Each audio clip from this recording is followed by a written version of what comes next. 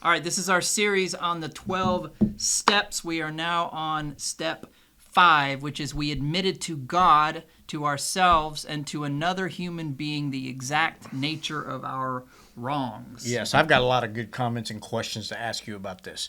We did step 4. Yes. We have a moral inventory. A fearless and searching and Searching thorough. and moral, and maybe we have 75 things written down, right? Things that have offended us, hurt our feelings, where we've Or gone traumatized mad, us in a very real way. traumatized us. I'm not downplaying any of it. It could be 75 just really tough things, right? Okay, so now it's time to admit to God, ourselves, and to another human being the exact nature of our wrongs. Why does it say wrongs when some of those things could be stuff that happened to us that we had no control over? Because, and that wording is a little bit of a sticking point sometimes. Because if I'm traumatized as a child, if I've gone through child abuse, and I'm talking about that in the context of my 4th step, that's not my wrong, obviously. Right. It had nothing to do with it. Correct. But have I reacted to my past in a way that has facilitated my addiction? Did I use my past trauma to doctor shop, to manipulate doctors, to manipulate other people into feeling sorry for me, to becoming self-absorbed, to living in fear? Those are the wrongs, I think. It's our reaction. And I don't to those. think it's right. It's our reaction. I don't think it's wrong as in evil. I just think it's wrong as in it's disordered. It's not a way of living that is conducive to my well-being. Health, absolutely, mental health, Exactly. absolutely. So technically, what we're supposed to do is we take this list that we did in step 4, and we turn it over to God, ourselves, and to another human being. Yeah. And what happened, and I think what the plan is when somebody else looks at this with you, they can start to see a pattern. Yeah. Of how you reacted to all these things in your life. And maybe that pattern then makes a little light come on in your brain and go, oh. Yeah. I think this step is also about losing the shame of the past. There's stuff that we have written down that is very private to us that we might hold a lot of shameful or embarrassed feelings about, and now we're asked to take that and tell another person. This is a tall order. It is. But when you do it, and you have to choose the person carefully that very you're carefully talking to. Yeah. You want a trusted friend, and that could be counselor, pastor, sponsor, someone that you trust. When you say it, the act of saying it, I'm so glad you're talking about this. and looking someone in the eye and saying it, and then you realize it's not that big of a deal. There's something very cleansing about that. You know what it is? It's pulling the little tab off the bottom of a cooler and letting the water drain out. Yes. It is there's a lot of comfort that to be had, because the thing that we fear the most, we realize is kind of unfounded. We have all this fear that if I say it, if I tell people who I really am, I'm going to be rejected, and they're going to think I'm weak, and they're going to think I'm stupid. And 99% of the time, the person sitting in front of you is like, okay, well, let's I've get done to that. work on that. Yeah. Yep. It's not.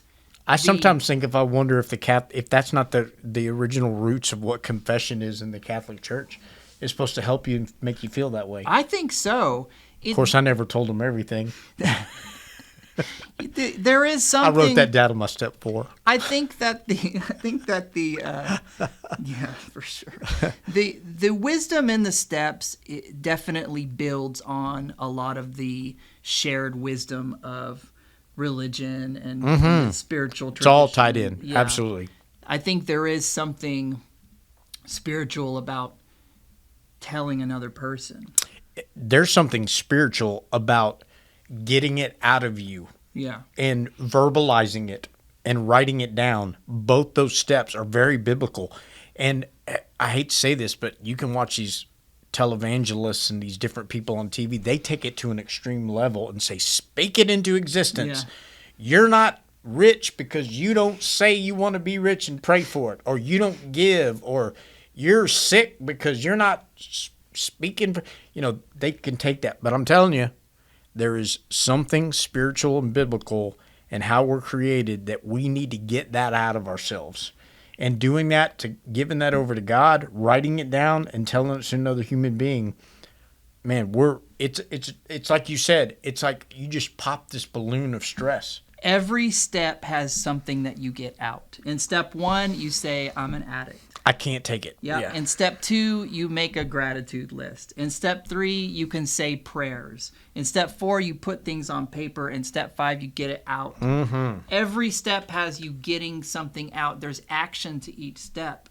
And that's scary. This is why people don't really do this stuff, because this is real, raw stuff here. This is not just playing around. And that's why when it comes to a point, you need some professional help with a outpatient program or inpatient, because you need a guide. I agree. To walk you through it. 100%. Yes. You need someone that you Because trust. I could not do it myself. There's absolutely no way. If you just put the book in front of me, either the NA book or an AA literature, and said, okay, we'll write a 4-step and do a 5th, I wouldn't know what to do. No. I had to be taught. Yep. That's the community. That's what the community is all about. That's right.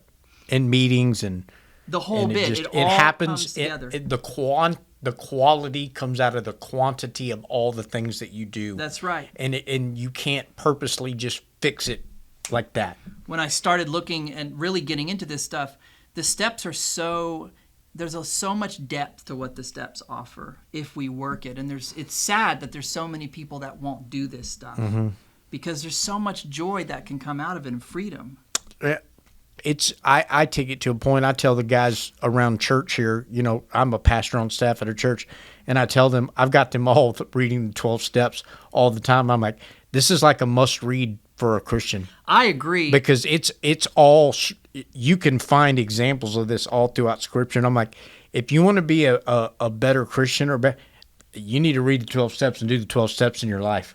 Because I think it's like almost part of a handbook. If someone is feeling spiritually dead in their walk and they just don't really know what's wrong, do this. It would stop you from finding that answer in a pill bottle. I can promise you that. Right. That's right.